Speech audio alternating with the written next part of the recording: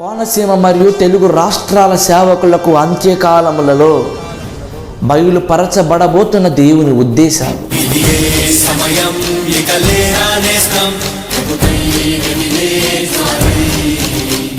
ఉపవాసములు ఉండి నేను మాట్లాడుతున్నా, ఎందుకు అలా మాట్లాడాల్సి వస్తుంది, ఏంటి ఆ యొక్క విలువైనటువంటి విషయాలు అనేది వీడియో చివరి వరకు చూడండి. మొదటిది, హిందువులను దూషిస్తున్న సేవకులు. యేసుక్రీస్తును దూషిస్తున్నది మతోన్మాదులైతే సేవకులు హిందువులను దూషించటం ఏంటి? బైబిల్లో బూతులు ఉన్నాయంటే మీ గ్రంథాల్లో ఏమైనా నీతులు ఉన్నాయా అంటూ, లోతు కుమార్తెతో తప్పు చేశాడు అంటే మీ బ్రహ్మ చేసింది ఏంటి అంటూ సత్యం కోసం గలమెత్తుతున్నామని అనుకుంటూనే రోషం కలిగిన సేవకులు తొందరపడుతూ జరగాల్సిన విస్తారమైనటువంటి సువార్తకు చేతులారా సమాధులు కడుతున్నారు. వారి ప్రశ్నకు సమాధానం ఇస్తున్నాం అనుకుంటూనే సమస్యను మరింత విపరీతంగా మార్చుకుంటున్నారు ఈరోజు కొందరు యథార్థ సేవకులే. అయితే సమాధానానికి సౌమ్యతను, సామరస్యతను జోడించి వినేవాడు ఆవేశపడేటట్టుగా కాకుండా ఆలోచింపచేసేటట్టుగా మాట్లాడడం నేర్పించే సందేశమే హిందువులను దూషిస్తున్న సేవకులు.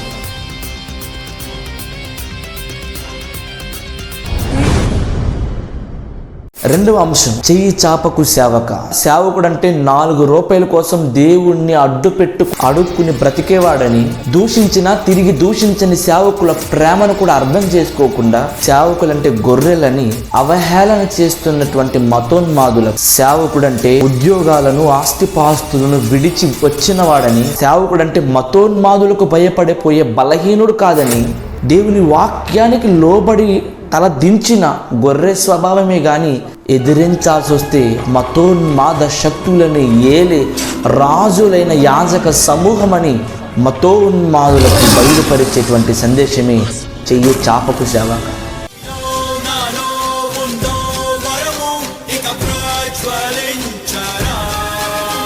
అంత్యకాలము పౌలు జ్ఞానం. ఏసే దేవుడని చెప్తూ లోకములో క్రైస్తవులంటే మత మార్పిడి చేసేవారనేటువంటి ట్యాగ్లైన్ తగిలించుకుంది ఈరోజు మన క్రైస్తవులు. ఆవేశముతో ఏసే నిజమైన దేవుడని బల్లగుద్ది చెప్పడం కాదు, ఆలోచింప చేసేటట్టుగా అసలు యేసు ఎందుకు దేవుడయ్యాడో తెలియజేయాలి అని.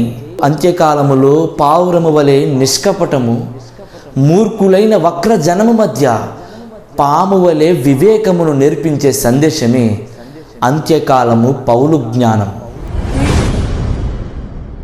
దిగులు పడకు సేవక.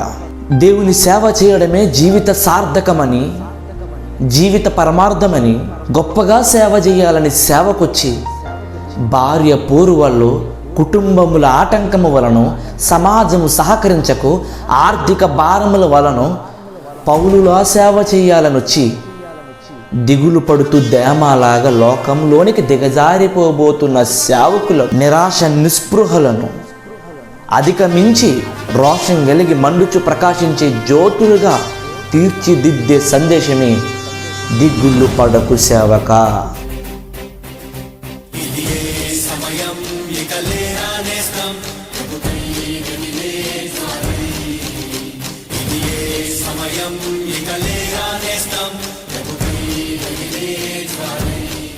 మతోన్మాదానికి మందు.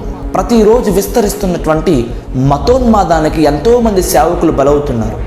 ఎన్నో మందిరాలు కూల్చబడుతున్నాయి. అయితే అంతు చిక్కని రోగాలకు కూడా మెడిసిన్ కనిపెట్టే జ్ఞానం మన దేశంలో, మన ప్రపంచ దేశాల్లో ఉన్నప్పటికీ రోగాల కంటే భయంకరమైనటువంటి రోగులు మతోన్మాదులు. మరి అలాంటి మతోన్మాదాన్ని అణిచివేసేటువంటి మరి మందు వచ్చిందా అంటే దానికి సమాధానం నో అనే చెప్పాలి. అయితే విస్తరిస్తున్న ఈ మతోన్మాదానికి కొందరు సేవకులు తిరిగి కేసులు పెట్టడము, తిరిగి దూషణ చేయడం మందు అనుకున్నారు. కాదు, బలమైన పునాదులు కలిగి విస్తరిస్తున్నటువంటి ఈ మతోన్మాదాన్ని పునాదులతో సైతం పికిలించగలిగే ఔషధం ఏంటో తెలిపే సందేశమే మతోన్మాదానికి మందు. సేవకులు నా మాటల వలన బాధపడుంటే దయచేసి క్షమించండి. అయితే ఈ నూతన సంవత్సరంలో నూతన ఉద్దేశాలతో ఆత్మదేవుడు మనందరినీ కూడా మన్నించబోతున్నాడు. ఇంకా ఎన్నో నిగూఢమైనటువంటి సంగతులు మనం ఈ నూతన సంవత్సరంలో నేర్చుకోబోతున్నాం. యూత్ ఫర్ జీసస్ క్రైస్ట్ అనే మా యూట్యూబ్ ఛానల్ను లైక్ చేయండి, షేర్ చేయండి, సబ్స్క్రైబ్ చేయండి.